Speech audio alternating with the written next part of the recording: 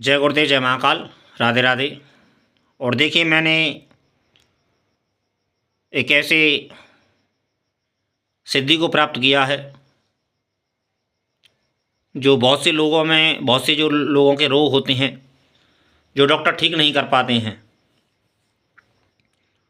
उसमें वो सहायक है।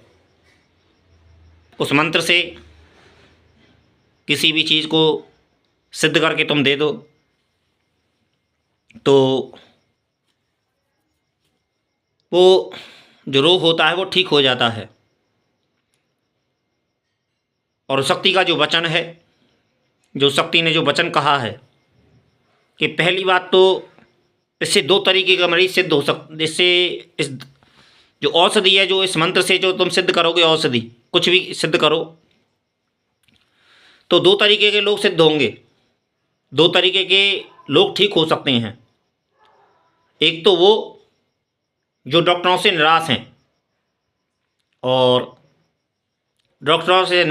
डॉक्टर जिनको ठीक नहीं कर पाते हैं, और एक वे लोग जिनकी पाप की सीमा इतनी होती है या फिर जिनका कर्म ऐसा होता है कि ये क्षमा करने योग्य होता है। इससे ये दो किस्म के लोग ठीक हो सकते हैं। उस शक्ति का जो जवाब था कि एक व्यक्ति का पाप का लेवल इतने परसेंट होता है कि उसको क्षमा करना कुदरत के लिए वो माफ़ी देती नहीं है कुदरत उस चीज़ को। कुछ लोगों का पाप इतना भारी होता है कि पाप इतना भारी है और इतना दुष्ट दुर्जन वो व्यक्ति माना जाता है कि जिसको कुदरत क्षमा नहीं करती है। तो मुझे भी ये हिदायत मिली है उस चीज़ के ज़रिए कि तुम भी कभी किसी केस में कोई मरीज आए तो औषधि देना कोई बुरी बात नहीं है, लेकिन तुम इस दवा का भी ध्यान रखना, इस औषधि का भी ध्यान रखना, अपनी मर्यादा का भी ध्यान रखना। क्योंकि मर्यादा, हर चीज़ का एक नियम होता है, हर चीज़ का एक कायदा होता है, एक कानून होता है। तो उस कायदा कानून का पालन करना, और कायदा कानून का पालन करने के साथ साथ में इस औषधि का सदुपयोग करना।